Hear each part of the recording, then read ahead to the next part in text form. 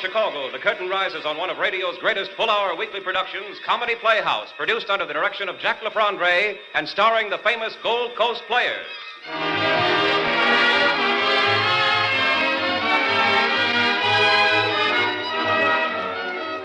Coast to coast on the Mutual Broadcasting System, Comedy Playhouse devotes this full hour each week to radio dramatizations of outstanding comedy triumphs of the American and European stage.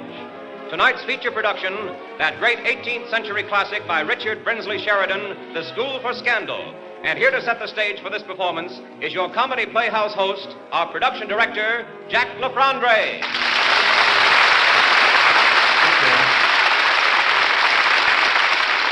Thank you sincerely, and as always, a most cordial welcome to Comedy Playhouse.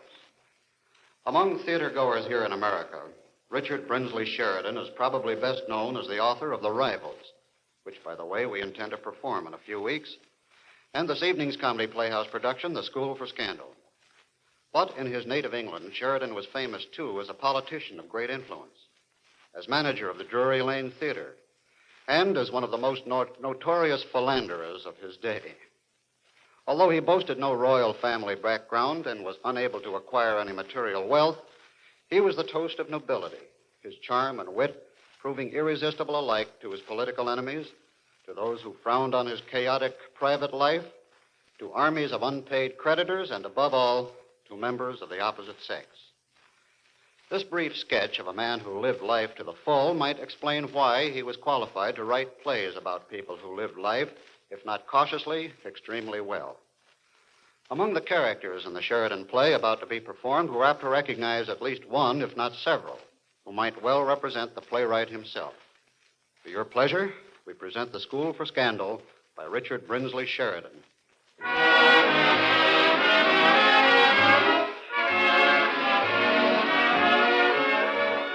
As Act One opens, the scene before us represents the drawing room of one bright-eyed and sharp-tongued individual known as Lady Sneerwell.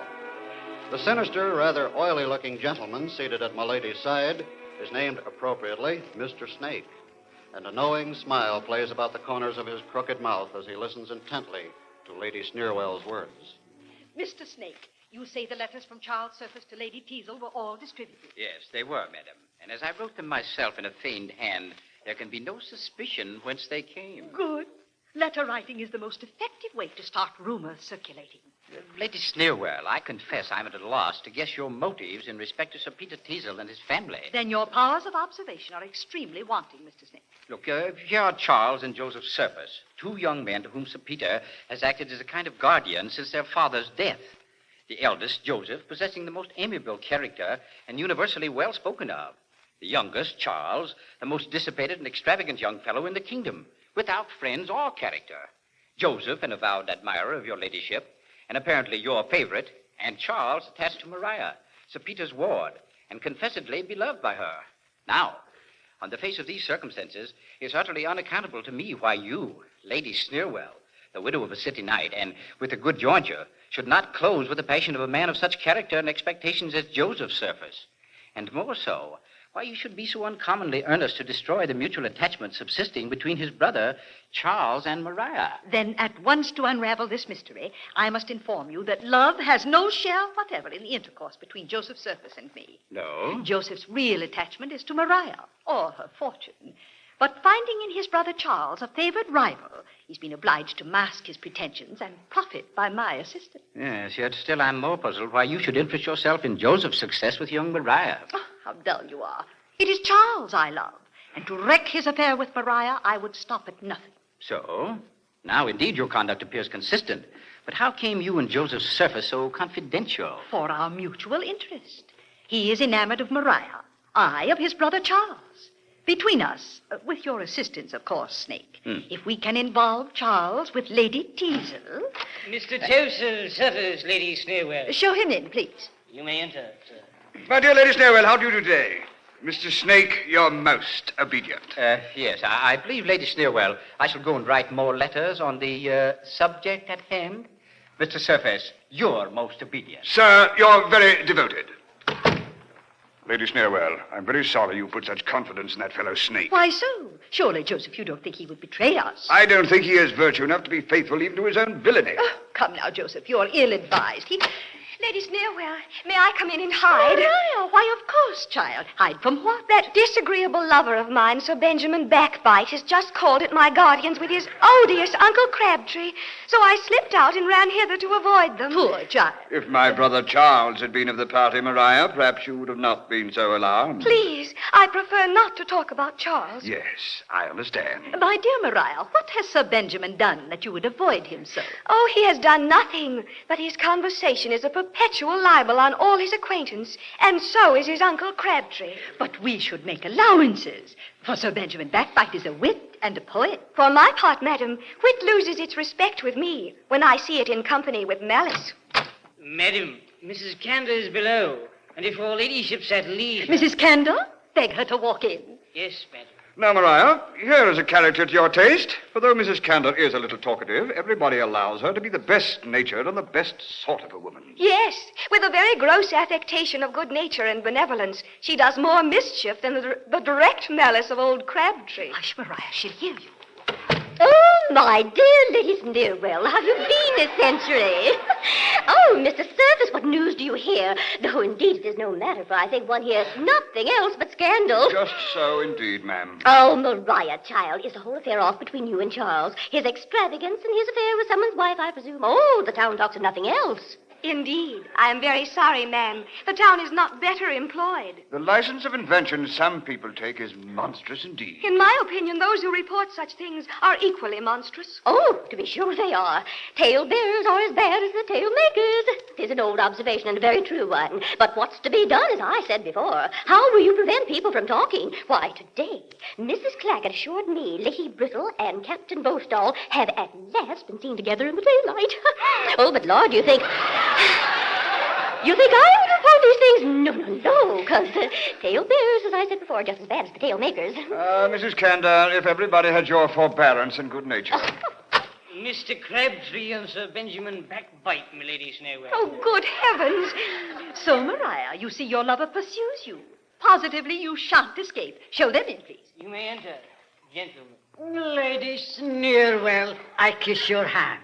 Mrs. Cantor, I don't believe you're acquainted with my nephew, Sir Benjamin Backbite. Oh? Egad, ma'am, he has a pretty wit and is a pretty poet, too. Isn't he, Lady Snareswell? He is indeed. Oh, fie, Uncle. My rhymes are a mere pastime. I wonder, Sir Benjamin, you never publish anything. To say truth, ma'am, 'tis very vulgar to print. And as my little productions are mostly satires and lampoons on particular people, I find they circulate more by giving copies in confidence to the friends of the parties. Oh, you must be careful, Sir Benjamin. Very trifling innuendo often gives rise to the most injurious tales. That they do, I'll be sworn, ma'am.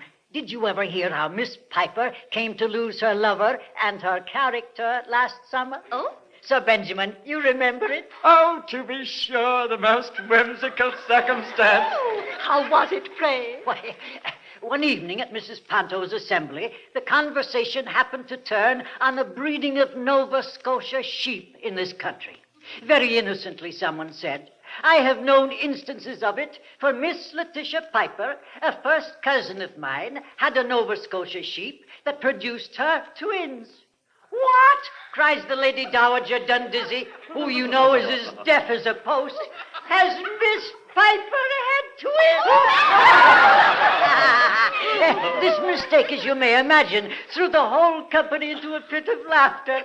However, the next morning it was everywhere reported, and in a few days believed by the whole town, that Miss Letitia Piper had actually a fine boy and girl. And in less than a week, there were some people who could name the sheep that sired these babies. Strange indeed. Matter of fact, I assure you. Oh, lad.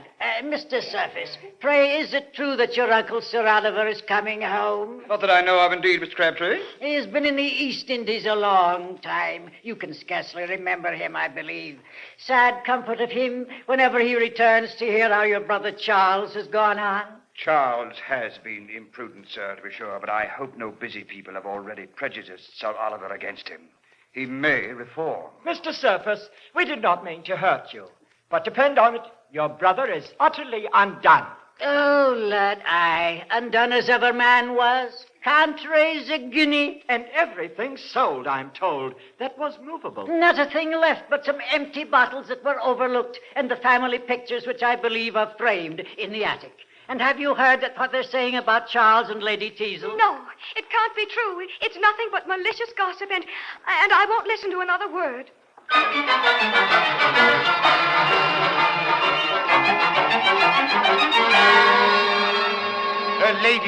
Lady Teasel, I'll not bear it. Egad, when an old bachelor marries a young wife, the crime carries its punishment along with it. Sir Peter, you may bear it or not, as you please. But I ought to have my own way in everything, and what's more, I will, too. Though I was educated in the country, I know very well that women of fashion in London are accountable to nobody after they're married. Very well, ma'am, very well. So a husband is to have no influence, no authority? Authority? No, to be sure. If you wanted authority over me, you should have adopted me, not married me. I'm sure you were old enough. Old enough? Aye, there it is. Lady Teasel, though my life may be made unhappy by your temper, I'll not be ruined by your extravagance. My extravagance? I'm sure I'm not more extravagant than a woman of fashion ought to be. Madam, if you had been born to this, I shouldn't wonder at your talking thus. But you forget what your situation was when I married you. Daughter of a plain country squire. Oh, yes, I remember it very well. And a curious life I led. My daily occupation to inspect the dairy, superintend the poultry, oversee the family budget, and comb my Aunt Deborah's lapdog. I'm glad you have so good a memory. Yes, madam, these were your recreations, the recreations I took you from. But now you must have your coach, and 3 powdered footmen before your chair, and in the summer, a pair of white cats to draw you to Kensington Gardens. No recollection, I suppose, when you were content to ride double behind the butler on a docked coach horse? No, I swear I never did that. I deny the butler and the coach horse. This, madam, was your situation, and what have I done for you? I've made you a woman of fashion, of fortune, of rank. In short, I've made you my wife. Well, then, there's but one thing more you can make me to add to the obligation, and that is... My widow, I suppose. Mind reader. Madam, what are these reports about you and Charles? Of me and... Careful, Sir Peter, lest I give you reason for such reports.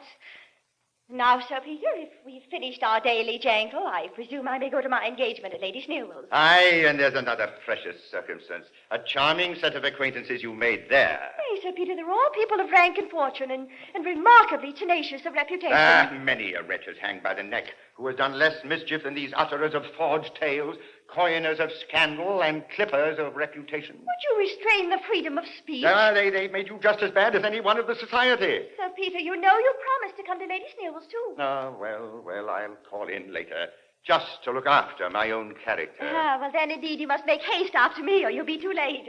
Goodbye to you. So I've gained much by my intended expostulation. Yet with what a charming air she contradicts everything I say. How pleasingly she shows her contempt for my authority. Well, though I can't make her love me, there's great satisfaction in quarreling with her. And I think she never appears to such advantage as when she's doing everything in her power to plague me.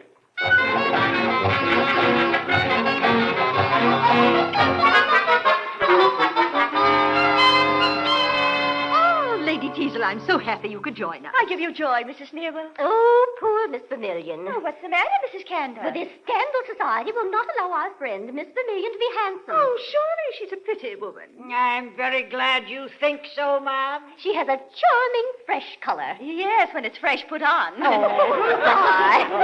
I'll swear her color is natural. I've seen it come and go. Oh, I dare swear you have, ma'am. It goes off at night and comes on again in the morning. well, if Miss Vermillion does take some pains to repair the ravages of time, you must allow she effects it with great ingenuity. Nay, now, Lady Snowell, 'tis not that she paints so ill, but when she has finished her face, she joins it on so badly to her neck that she looks like a mended statue, in which the connoisseur may see at once that the head is modern, though the trunk's antique.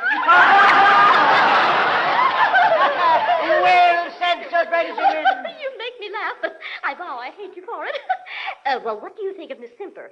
Why, she has very pretty teeth. Yes, and on that account, she never absolutely shuts her mouth, but always leaves it ajar, as it were. How can you be so ill-natured? Oh, nay, I allow even that better than the pains Mrs. Prim takes to conceal her losses in front. She draws her mouth till it positively resembles the aperture of a needle, and all her words appear to slide out edgewise, as it were thus. Oh, do you do You're being a little severe. Oh, in defense of a friend, it is but justice. Oh, but here comes Sir Peter to spoil our pleasant day. Ladies, your most obedient. I am rejoiced you are come, Sir Peter. They have been so censorious of so many of our friends. That must be very distressing to you, Mrs. Cantor, I dare swear. Oh, they will allow good qualities to nobody. Not even good nature to our friend Mr. Percy. What is that fat dowager who was at Mrs. Quadrillion's last night? Oh, now, nay, her bulk is her misfortune, and when she takes so much pains to get rid of it, you ought not to reflect on her. That's very true indeed. Yes, I know she almost lives on acids and laces herself up by pulleys. Well, I thank you, Lady Teasel, for defending her. Yes, a good defense, truly. Well, for my part, I own I cannot bear to hear a friend ill spoken of. No, to be sure.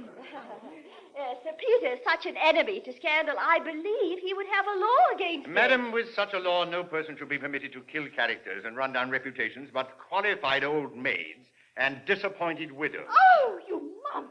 But surely you would not be quite so severe on those who only report what they hear. Yes, madam, I would have a law for them, too. Well, for my part, I believe the novel was a scandalous tale without some foundation. Oh, 9 out of 10 of the malicious inventions are founded on some ridiculous misrepresentation. Come, ladies, shall we sit down to cards in the next room? In that case, excuse me. Sir Peter, you're not going to leave. Yes, but I leave my character behind me.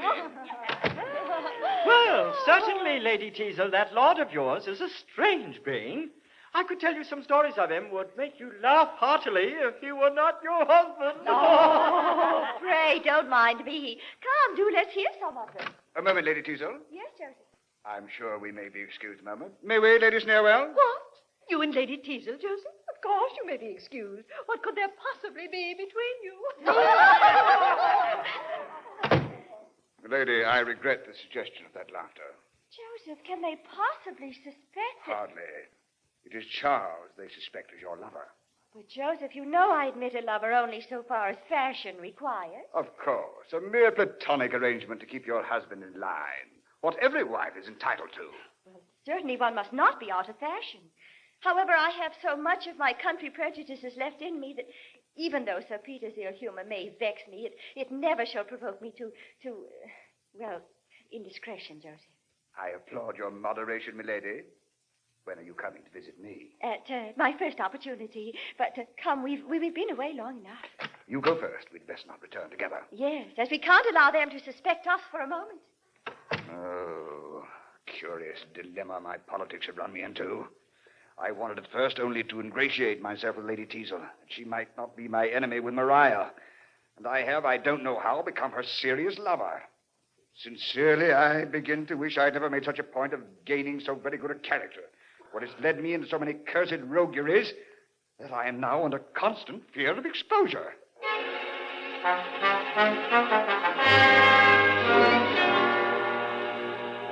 Ah, Sir Oliver, my old friend. Welcome to England 1,000 times. Thank you, Sir Peter. I'm glad to find you well, believe me. A long time since we met. 15 years, Sir Oliver. Many an accident in that time. Accident, to be sure. I find you married, huh? Well. It can't be helped, and so I wish you joy with all my heart. Thank you, Sir Oliver. Yes, I've entered into the happy state, but we'll not talk of that now. Oh, true, Sir Peter, true. Old friends should not begin on grievances at first meeting. No. So, one of my nephews is a wild fellow, eh? Wild? Oh, my old friend, I grieve for your disappointment there. Charles is a lost young man indeed. However, his brother Joseph will make you amends. Joseph is indeed what a youth should be. Everybody in the world speaks well of him. I'm sorry to hear it. Joseph has too good a character to be an honest fellow. Everybody speaks well of him. Pshaw. Then he is bowed as low to knaves and fools as to the honest dignity of genius and virtue. Sir Oliver, do you blame him for not making enemies? Yes, if he has merit enough to deserve them. Well, you'll be convinced when you know him. It is edification to hear him converse. Joseph possesses the noblest sentiments. Ah, plague take his sentiments. If he salutes me with a scrap of morality in his mouth, I shall be sick directly. But however, don't mistake me, Sir Peter. I don't mean to defend Charles' errors. But before I form my judgment of either of them, I intend to make a trial of their hearts. Neither nephew has seen me since their early childhood. They would hardly recognize their old uncle now. What manner of trial, Sir Oliver? I have heard of a Mr. Stanley who is closely related to Joseph and Charles by their mother.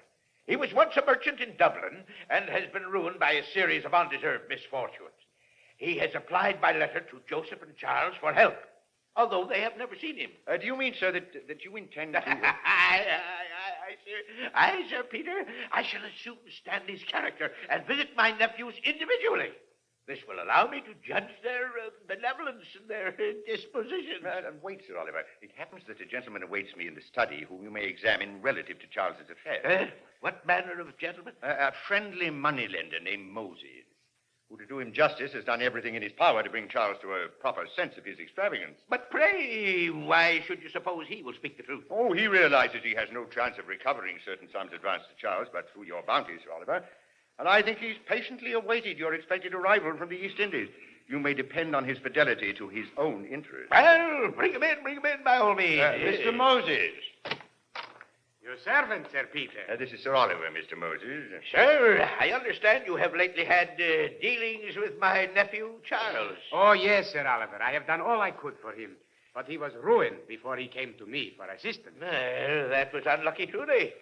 For you had no opportunity of showing your talent. None at all. I had not the pleasure of knowing his distresses until he was some thousands worse than nothing. Oh, unfortunate indeed. But I suppose you have done all in your power for him, honest Moses? Yes, he knows that. This very evening I was to have brought him a gentleman from the city who does not know him and will, I believe, advance him some money. What? The moneylender Charles has never met before? Yes, a Mr. Premium, formerly a broker. Egad, Sir Oliver, a thought strikes me. Charles, you say, does not know Mr. Premium? Not at all. Now then, Sir Oliver, you may have a better opportunity of satisfying yourself than by an old tale of a poor relation. Go with my friend Moses and represent Premium.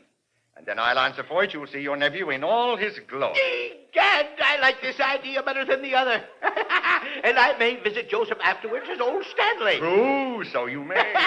I shall accompany you as soon as you please, Moses. But hold. Am I not rather too smartly dressed to look like a moneylender? Why, not at all. It would not be out of character if you went in your own carriage, would it, Moses? Not in the least. But how must I talk? There's certainly some code of usury that I ought to know. Oh, there's not much to learn. Great point, as I take it, is to be exorbitant enough in your demands, eh, Moses? Yes, that is a very great point, Sir Peter. Good. I shall ask him 8 or 10% on the loan, at least. If you ask him no more than that, you will be discovered immediately. What the plague? How much, then? That depends on the circumstances. If he appears not very anxious for the supply, you should require only 40 or 50%. But if you find him in great distress, and badly enough he wants the money, you may ask double. A good, honest trade you're learning, Sir Oliver. Truly, I think so. And not unprofitable. Then, of course, you know, you have not the money yourself, but you are forced to borrow it for him of a friend. Oh, I borrow it of a friend, do I? And your friend is an unconscionable dog. But you cannot help that. My friend is an unconscionable dog, is he? Yes. And the friend has not the money by him, but he is forced to sell stock at a very great loss.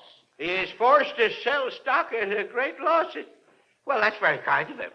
In faith, Sir Oliver, Mr. Premium, I mean, you'll soon be master of the trade.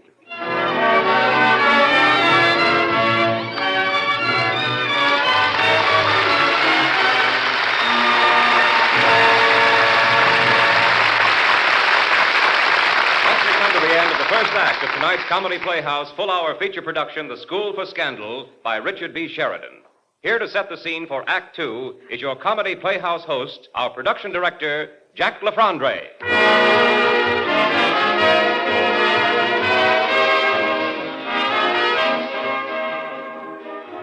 Our scene now changes to the rather bohemian atmosphere of the home of Charles Surface. The reckless young Charles is entertaining a friend, a Mr. Careless by name. And as Act Two opens, we find Charles extolling quite profoundly the virtues of alcohol. For heaven, Careless, it's true. There's a great degeneracy in this day and age. Many of our acquaintances have taste, spirit, and politeness, but plague take it, they won't drink. Yes, so indeed, Charles.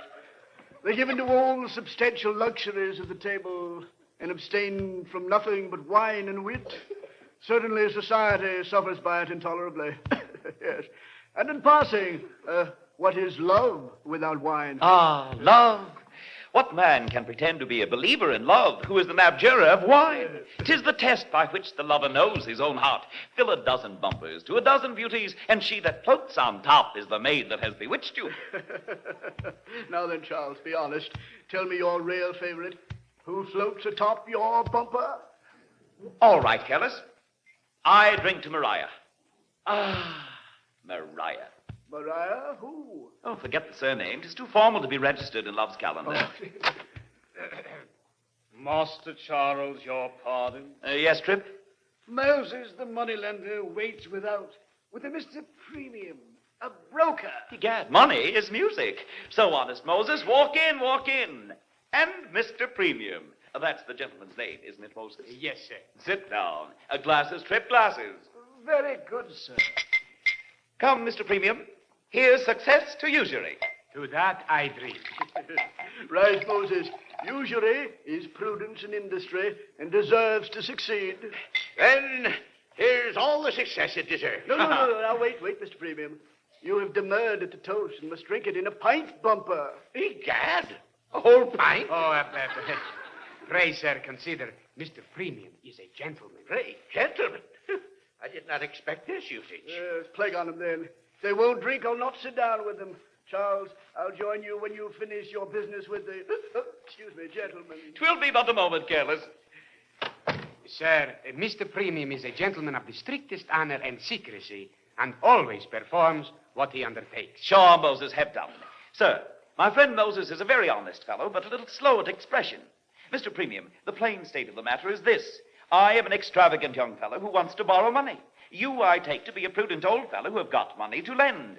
I am blockhead enough to give 50% sooner than not have it, and you, I presume, are rogue enough to take 100 if you can get it. Now, sir, you see, we are acquainted at once, and may proceed to business without further ceremony. Exceeding frank, upon my word. I see, sir, you are not a man of many compliments. Oh, no, sir. Plain dealing in business, I always think best. What security could you give, sir? You have land, I suppose? Oh, not a molehill nor a twig, but what's in the window boxes. Nor any stock, I presume? Nothing but livestock, not only a flea bitten Airedale. But pray, Mr. Premium, are you acquainted at all with any of my connections? Why, to say the truth, I am. Oh, then you must know that I have a devilish rich uncle in the East Indies, Sir Oliver Surface, from whom I have the greatest expectations. That you have a wealthy uncle, I have heard. But how your expectations will turn out is more, I believe, than you can tell. Oh, no. There can be no doubt. They tell me I'm a prodigious favorite, and that he talks of leaving me everything. Indeed. This is the first I have heard of it. Oh, yes, it is just so. Moses knows it's true, don't you, Moses? Oh, yes, I would swear to it. Now, I propose, Mr. Premium, if it's agreeable to you, a post open on Sir Oliver's life. Though at the same time, the old fellow has been so liberal to me that I give you my word, I should be very sorry to hear that anything had happened to him. No more than I should, I assure you. But the bond you mention happens to be just the worst security you could offer me. Oh. For I might live to be 100 and never see the principal. I have heard that he is hale and healthy as any man of his years in Christendom. Oh, but you are misinformed, Mr. Premium. Oh, no. The climate has hurt him considerably, poor Uncle Oliver. Yes, he breaks apace, I'm told, and is so much altered lately that his nearest relations don't even know him. No.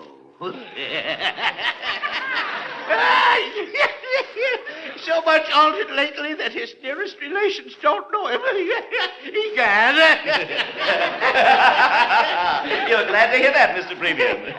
No, I'm not. Oh, yes, you are. You know that mends your chance to collect your money. But I'm told that Sir Oliver will soon be here. Some say he's actually arrived already. Sure, I must know better than you whether he's come or not. No, rely on it. He's at this moment in Calcutta. Isn't he, Moses? Yes, certainly. Very true.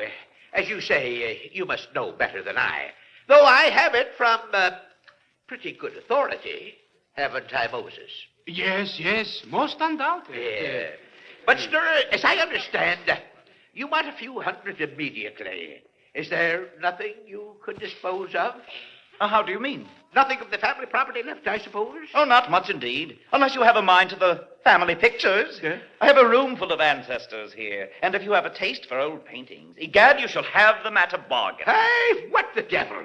Surely you wouldn't sell your forefathers, would you? Every man of them to the highest bidder. What? Your great-uncles and aunts? I and my great-grandfathers and grandmothers, too. What the plague? Have you no consideration for your own kindred? Odds life! Do you take me for a Shylock, that you would raise money of me on your own flesh and blood? To be sure. When a man wants money, where the plague should he get assistance if he can't make free with his own relations? Walk in, gentlemen, pray walk in.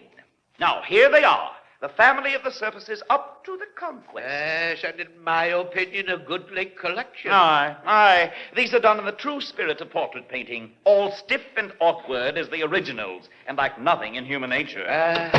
We shall never see such figures of men again. I hope not. Well, here's my great-uncle, Sir Richard Raveline, a marvelous good general in his day, I assure you. He served in all the Duke of Marlborough's wars and got that cut over his eye at the Battle of Malplaquet. What say you, Mr. Premium? Look at him. A hero enveloped in wig and regimentals as a general should be. Now, what do you bid? Mr. Premium would have you speak first. Why, then he shall have him for £10, and I'm sure that's not dear for a staff officer. Heaven deliver me. Your famous Uncle Richard for £10? Very well, sir. I shall take him at £10. Moses, knock down my Uncle Richard. And there are two brothers of his, William and Walter Blunt, Esquires, both members of Parliament and noted speakers. And what's very extraordinary, I believe, this is the first time they were ever bought or sold. Well, that is very extraordinary indeed. I'll take them at your own price for the honor of Parliament. Well said, Mr. Premium. I'll knock them down at 40. But plain take it, we shall be all day retailing in this matter. Do let us deal wholesale. Now, what say you, Premium? Give me £300 for the rest of the family in the lump. Aye, that would be the best way. Well, anything to accommodate you. But there is one portrait which you have always passed over. Oh, what? That ill-looking little fellow over the settee? Yes, sir. Though I don't think he's so ill-looking a little fellow by any means. Oh, that's my Uncle Oliver. 'Twas done before he went abroad. Oh, I suppose your Uncle Oliver goes with the rest of the canvases? Oh, no. The old fellow's been very good to me. And egad, I'll keep his picture while I've a room to put it in. But, sir, I have somehow taken a fancy to that picture. I'm sorry, but I can't let you have it. But, sir, when I take a whim in my head, I don't value money. I'll give you as much for that as all the rest. Oh, don't tease me, Master Broker. I'll tell you I'll not part with it till there's an end of it. Well, I have done. Yep, here's a draft for your sum. Why, 'tis for £800. You will not let Sir Oliver go? Sounds no, I tell you once more. Well, then never mind the difference. We'll balance that another time. But give me your hand on the bargain. You are an honest fellow, Charles. Come, Moses. Egad, you're a whimsical old fellow. But, Harkey Premium, you'll prepare lodgings for my austere relatives here? Oh, yes. I shall send for them in a day or two. Good. But please send proper conveyance for them, for I assure you most of them used to ride in their own carriages. Well, sir, I think, as Sir Peter said, you have seen Mr. Charles in high glory. 'Tis a great pity he is so extravagant. Yes, true. But he would not sell my picture. And loves wine and women so much. But he would not sell my picture. And gambles without reason. Yeah, but he would not sell my picture.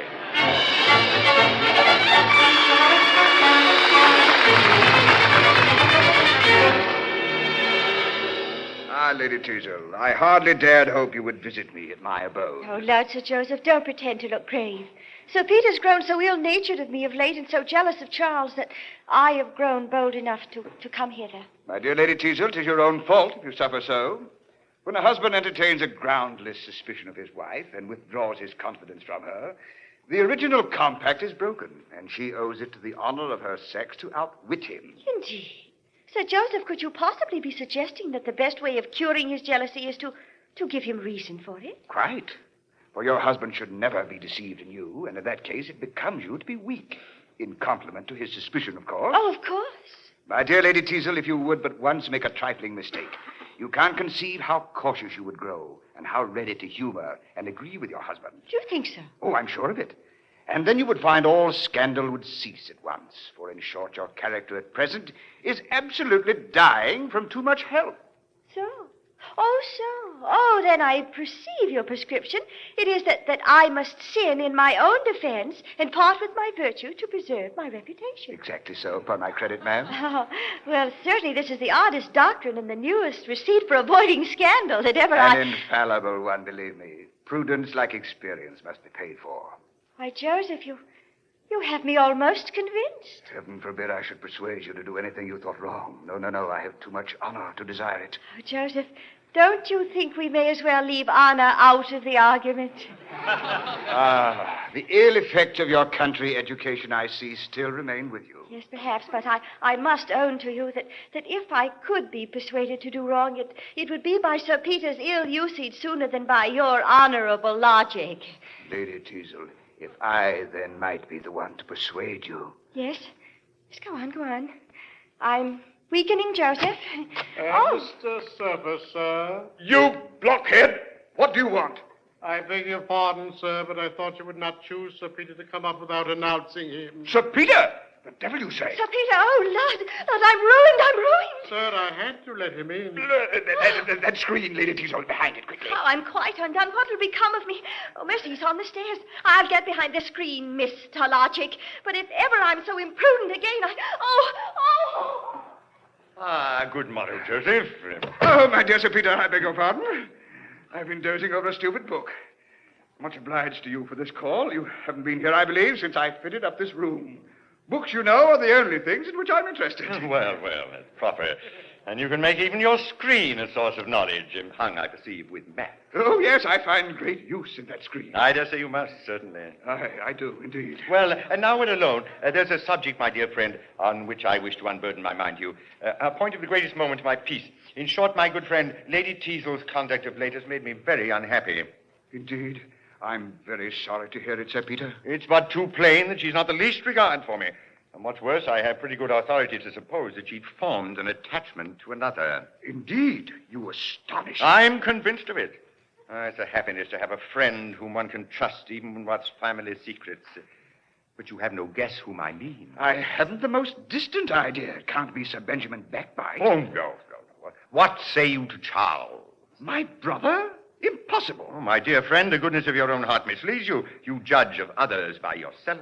Certainly, Sir Peter, the heart that is conscious of its own integrity is ever slow to credit another's treachery. True, but your brother has no sentiment. You never hear him talk so. Yet I can't but think Lady Teazle herself has too much principle. Aye, but what is principle against the flattery of a handsome, lively young fellow like Charles? Alas, that's very true. And as you know, the difference of our ages make it very improbable that she should have any great affection for me. And if she were to be imprudent and I were to make it public, why, the town would only laugh at me. A foolish old bachelor who'd married a child bride. That's true, to be sure. They would laugh, I suppose. Laugh, aye, and make ballads and paragraphs and the devil knows what of me. No, you must never make it public. But then again, the nephew of my old friend, Sir Oliver, should be the person to attempt such a wrong. It hurts me deeply. Aye, there's the point. When ingratitude barbs the dart of injury, the wound has double danger in it. Aye, that was in a manner left Charles his guardian, in whose house he's been so often entertained, who never in my life denied him my valuable advice. Oh, 'tis not to be credited. There may be a man capable of such baseness, to be sure, but for my part, till you can give me positive proof, I cannot help but doubt it. However, if it should be proved of him, then he is no longer a brother of mine. I disclaim kindred with him. For the man who can break the laws of hospitality and tempt the wife of his friend deserves to be branded as the pest of society. What a difference there is between you. What noble sentiment. Well, sir? Your brother Charles, sir? Charles? Deaf blockhead, I'm not within. I'm out for the day. Say, hold, a thought has struck me. You shall be at home. Huh? Very well, let him in. Yes, sir. And now, my good friend, oblige me, I entreat you. Before Charles comes, let me conceal myself somewhere. Then you tax him on the point we've been discussing, and his answer may satisfy me at once. Oh, fine, Sir Peter. Would you have me join in so mean a trick? Nay, you tell me you're sure he's innocent. If so, you do him the greatest service by giving him an opportunity to clear himself, and you will set my heart at rest. Come, you shall not refuse me. Here, behind the screen will be... hey, what the devil? There seems to be one listener here already. I swear I saw a petticoat. Well, this is ridiculous enough. I tell you, Sir Peter, though I hold a man of intrigue to be a most despicable character, yet you know it does not follow that one has to be an absolute Puritan either. 'Tis a little French milliner, a silly rogue that plagues me, and having some character to lose on your coming, sir, she ran behind the screen. Ah, you rogue. But egad, she's overheard all that I've been saying about my wife. Oh, it will never go any farther. You can depend upon it. No, then, faith, let me hear it out. Here's the closet will do just as well. Well, go in there. Ha ha, sly rogue, sly rogue. A French milliner. Ooh, la la. Narrow escape, indeed, and a curious situation I'm in to part a man and his wife in this manner. Couldn't I steal off, Joseph? Keep close, my angel. Couldn't you lock Sir Peter in? Be still, my life. Hello, brother. What has been the matter? Your fellow would not let me up at first. Why not? Have you a wench with you? Brother, I assure you, no. But what has made Sir Peter steal off, Joseph? I thought he had been with you. He was, Charles, but hearing you were coming, he did not choose to stay. What? Was the old gentleman afraid I wanted to borrow money from him? No, sir, but I'm sorry to find, Charles, you have lately given that worthy man grounds for great uneasiness. Yes, they tell me I do that to a great many worthy men. But how so, pray? To be plain with you, brother, he thinks you are endeavoring to gain Lady Teazle's affections from him. Who? I? Oh, Lord, not I, upon my word. Oh. So the old fellow has found out that he has a young wife, has he? Oh, what is worse, Lady Teazle has found out that she has an old husband. This is not a subject to jest on, brother. He who can laugh... True. I have heard this silly rumor, and it has set Maria against me, too. But seriously, I have the least idea of what you charge me with upon my honor, Joseph. Well, it will give Sir Peter great satisfaction to hear this. But, Joseph, do you know now that you surprise me exceedingly by naming me with Lady Teazle? For in faith, I always understood you were her favorite. Oh, for shame, Charles. This retort is foolish. Nay, I swear I have seen you exchange such significant glances. Nay, sir, this is no jest. Egad, I'm serious. Don't you remember one day when I called on Sir Peter? You and Lady Teazle Nay, prithee, Charles, prithee. I said you and Lady Teazle I beg your pardon, Charles, but Sir Peter has overheard all we've been saying. I knew you would clear yourself, or I should not have consented. Sir Peter? Where is he? There, in that closet. Oh, for heaven, I'll have him out. Sir Peter, come forth. No. I say, Sir Peter. Give me your hand, Charles. I believe I've suspected you wrongfully, but you mustn't be angry with Joseph. It was my plan. Indeed. But I acquit you. I promise you I don't think near so ill of you as I did. What I've heard has given me great satisfaction. Egad, then, 'twas lucky you didn't hear any more, wasn't it, Joseph? Ah, you would have betrayed Joseph. Oh, no. That was a joke, of course, Sir Peter. Yes, I know Joseph's honor too well. A joke, of course. But you might as well have suspected him as well as me in this matter, for all that, mightn't he, Joseph? If you please, Charles. Well, I believe you, Charles. I believe you. I beg pardon, sir. Lady Sneerwell is below and says she will come up. Keep Lady Sneerwell downstairs, you blockhead. Gentlemen, I beg pardon. Will you wait in another room? There is a person come to see me on a particular business. Well, you can see him elsewhere, Joseph. Sir Peter and I have not met in a long time, and I have something to say to him. Well, I'll send this man away and return directly. Ah, Charles, if you associated more with your brother, one might indeed hope for your reformation. Joseph is a man of sentiment. There's nothing in the world so noble as a man of sentiment. Sure. He is too moral by half, and so apprehensive of his good name, as he calls it, that I suppose he would as soon let a priest enter his house as a girl. No, come, you wrong him. Joseph's no rake, but he's no such saint either in that respect. Have you a mind for a good laugh at Joseph?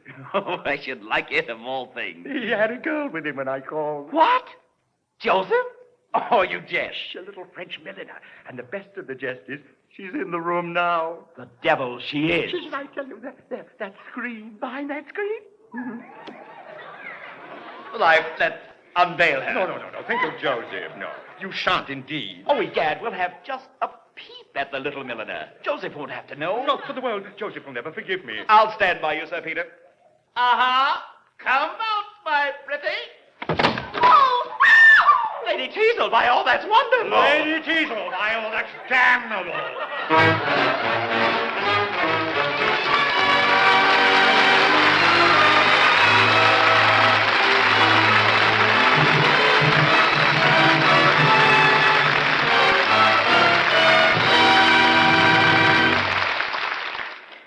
Oh, dear Sir Benjamin Backbite, you have heard, I suppose... Of Lady Teasel and Joseph Surface. And Sir Peter's discovery? Aye, the strangest piece of business, to be sure, Mrs. Cantor. Well, I never was so surprised in my life. I'm so sorry for all parties, indeed. Now, I don't pity Sir Peter at all, Lady Sneerwell. He was so extravagantly partial to Joseph.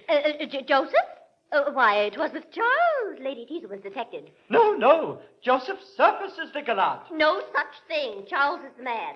It was Joseph brought Sir Peter on purpose to discover them. I tell you, Mrs. Cantor, I had it from someone who... And I had it from someone... Who had it from someone who had it... From someone who... Remember, I was there. Yes, Lady Sneerwell was there. Aye, Lady Sneerwell was there. Well, not exactly there. I was downstairs. It seems that Joseph Surface... Aye, there. I told you Joseph was the man. No. Indeed, she was with Charles. With Charles? Are you sure, Mrs. Cantor? Oh, yes. He was the lover. And Joseph, to do him justice, was only the informer. Well, I'll not dispute with you, Mrs. Cantor. But be it which it may, I hope that Sir Peter's wound will not... Sir Peter's wound? Oh, mercy. I didn't hear a word of their fighting. Oh, yes, there was a duel. A duel? Oh, yes. They fought before they left the room. Oh, pray, let us hear. I do oblige us with the duel. Sir, says Sir Peter, immediately after the discovery, you are a most ungrateful fellow. Aye, to Charles. No, to Joseph. Then they drew swords, and... No. With pistols, nephew, pistols. I have it from undoubted authority. Sir Peter is dangerously wounded. Wounded? By a thrust through his left side. By a bullet lodged in the thorax. Well, now. What goes on here? Well, Doctor, what hope? Aye, Doctor, how's your patient? Now, Doctor, isn't it a wound with a small sword? A bullet lodged in the thorax. Doctor, a wound with a small sword, a bullet in the thorax. Are you mad, good people? Perhaps, sir, you are not a doctor? Truly. I am to thank you for my degree, if I am. Only a friend of Sir Peter's, then, I presume. But, sir, you must have heard of his accident. Accident is something the matter, Sir Oliver. Odds heart, Sir Peter. You are come in good time, I promise you, for we were just giving you over. Egad, Uncle, this is the most sudden recovery. Why, man, what are you doing out of bed with a small sword through your body and a bullet lodged in your thorax? A small sword and a bullet? Aye, these people would have killed you without compunction and wanted to dub me a doctor to make me an accomplice. We rejoice, Sir Peter, that the story of the duel is not true, and are sincerely sorry for your other misfortune. So it's all over the town already. Though, Sir Peter, you were certainly vastly to blame to marry at your years. And, sir, what business is that of yours? Though, indeed, as Sir Peter made so good a husband, he is very much to be pitied. Plague on your pity, Mrs. Cantor. I insist on being left to myself, without ceremony. I enlist on your leaving my house directly, all of you. Well, we're going. And depend on it, we'll make the best report of it we can. Leave my house. And tell how badly you've been treated. Leave my house. And how patiently you bear it. Fiends, vipers, furies. Oh, that your own venom would choke you to death. Egad, Sir Peter. I should like to have seen your face when that screen was thrown down. Now, my face when the screen was thrown down. I must never show my face again. Oh, I know it isn't fair to me to laugh at you, old friend. Though upon my soul, I can't help it. Well, pray don't restrain your mouth on my account, Sir Oliver. It doesn't hurt me at all. I laugh at the whole affair myself. Yes, I think being a standing jest for all one's acquaintance is a very happy situation. Oh, yes, and then of a morning to read the paragraphs about Mr. S., Lady T., and Sir P. is so entertaining. Oh, wait, Sir Peter. I see Lady Teasel going toward the next room. I'm sure you must desire reconciliation as earnestly as she does. She's not coming here, you see, Sir Oliver. No, but she has left the door of the room open, you perceive. Oh, see, she's in tears. Certainly a little mortification appears very becoming in a wife. Don't you think it'll do her good to pine a little? Oh, this is ungenerous of you. Sir Peter, he who once lays aside suspicion... Hold! If you have any regard for me, never let me hear you utter anything like a sentiment. But enough of them to serve me for the rest of my life.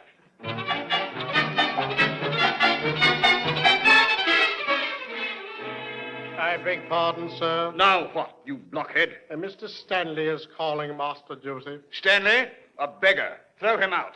I've heard that my Uncle Oliver is in town. I cannot have an old servant here crying poverty. 1,000 pardons, Mr. Service. My need is desperate. Mr. Stanley, you must go. I can do nothing for Oh, you. sir, have you no feelings? Down, sir. I insist on your quitting this room at once. Nay, sir, please. Here, blockhead, show this gentleman out. You must go, sir. You must go. Heyday, what's the matter now? What the devil, Joseph? Have you got hold of my little broker here? Zounds, brother, don't hurt Mr. Premium. Premium? His name's Stanley. No. Premium. Well, no matter which, out he goes. Aye, Stanley or Premium, 'tis the same thing as you say, for I suppose he goes by 100 names. Out, sir. No, I beg of you, gentlemen. Hold. What in the name of wonder here? Dutiful nephews assaulting their uncle at his first visit? Indeed, Sir Oliver, 'twas well we came in to rescue you. Sir Oliver? Sir Oliver? Sir Peter, my friend, look on the elder nephew of mine. You know how he has already received from my bounty. And you also know how gladly I would have regarded half my fortune as held in trust for him. Judge, then, my disappointment in discovering him to be destitute of faith, charity, and gratitude. But, Uncle... Sir Oliver, I should be more surprised at this declaration if I had not myself found Joseph to be mean, treacherous, and hypocritical. And if the gentleman pleads not guilty to these, pray let him call me to his character. Lady Teasel, Then I believe we need add no more. If Joseph knows himself, he will consider it as the most perfect punishment. As for his brother Charles... Hi. Now comes my turn. Come, Sir Oliver, I know you cannot speak of Charles's follies with anger. That's hard. No more can I. Nor with gravity either. Sir Peter, do you know how that rogue bargained with me for all his ancestors? Sold me judges and generals by the foot and made Nance as cheap as broken china. To be sure, Sir Oliver, I did make a little free with the family canvas, that's the truth. My ancestors may rise in judgment against me, there's no denying it. But believe me when I tell you that if I do not appear mortified at the exposure of my follies, it is because I feel at this moment the warmest satisfaction in seeing you, my liberal benefactor. Charles, I believe you.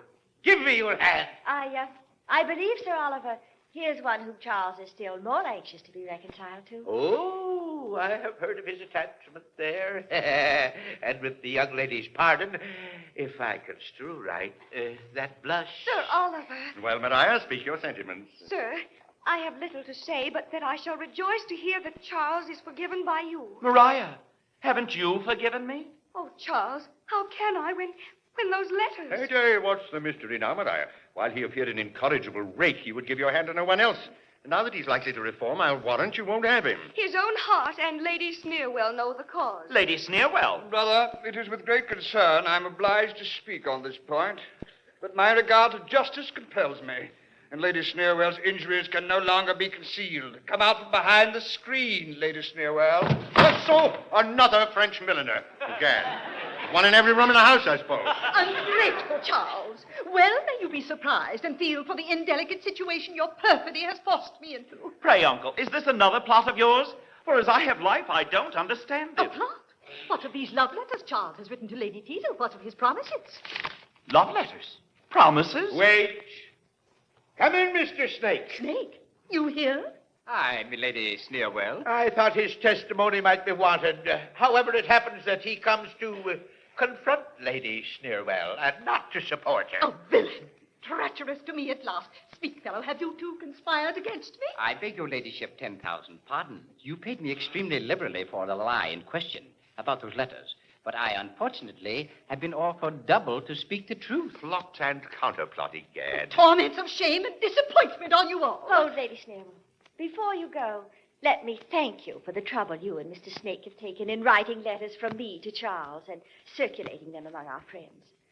I also request that you take my respects to the scandalous college of which you are the president and inform them that Lady Teasel, licentiate, begs leave to return the diploma they granted her, as she leaves off practice and kills characters no longer. You too, madam. Provoking, insolent. May your husband live for 50 years. What a fury. A malicious creature indeed. Well, Joseph, what have you to say now? Sir, I'm so confounded to find that Lady Snowell could be guilty of suborning Mr. Snake in this manner to impose on us all. I know not what to say. However, lest her revengeful spirit should prompt her to injure my brother, I had certainly better follow her directly. Moral to the last drop. Aye, and marry her, Joseph, if you can. Oil and vinegar, egad. You'll do very well together. I believe we have no more occasion for Mr. Snake at present. Yes, but before I go, I beg pardon once and for all for whatever uneasiness I have been the humble instrument of causing to the parties present. Well, you've made atonement by a good deed at last. Yes, but I must request of you good people that it shall never be known. Hey, what the plague, Snake? Are you ashamed of having done a right thing once in your life? Ah, but sir, consider. I live by the badness of my character. I have nothing but my infamy to depend on. And if it were once known that I had been betrayed into an honest action, I should lose every friend I have in the world. Very well, very well. We'll traduce you by saying nothing in your praise, never fear. There's a precious rogue. No persuasion now to reconcile Charles and Maria. Aye, that's as it should be. And egad, we'll have the wedding tomorrow morning. Thank you, dear uncle. What, you rogue? Don't you ask the girl's consent first? Oh, I've done that with my eyes. And my eyes have said yes. Well, the fewer words, the better. May your love for each other never know abatement. And may you live as happily together as Lady Teasle and I intend to do. Now that you've reformed, that is, Charles. As to reforming, Sir Peter, I'll make no promises. But Maria shall be my monitor, my gentle guide. How can I leave the virtuous path those eyes illuminate? Charles. Dear maid, the power of your beauty's sway needs but command, and then I must obey. An humble fugitive from folly view no sanctuary now but love and you. You can indeed each anxious fear remove, for even scandal dies if you approve. From